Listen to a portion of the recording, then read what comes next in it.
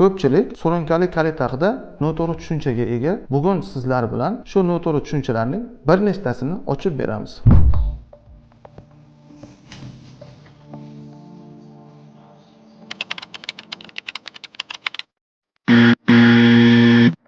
Haqiqiy kalit klinikasi ich ketishi, najasda qon bo'lishi, shish, ichak g'uldirashi bilan kechadi, faqat og'riq bilan chegaralanmaydi.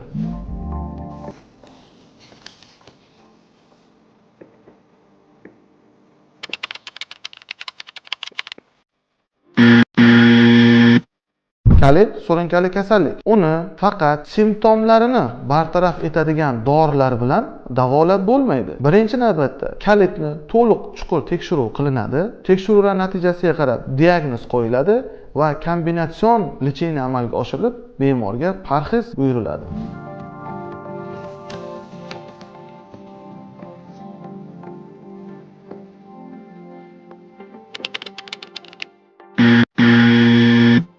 Aslida barcha kasalliklarni o'z vaqtida davolamasa, turli xil asoratlar kelib chiqishi mumkin.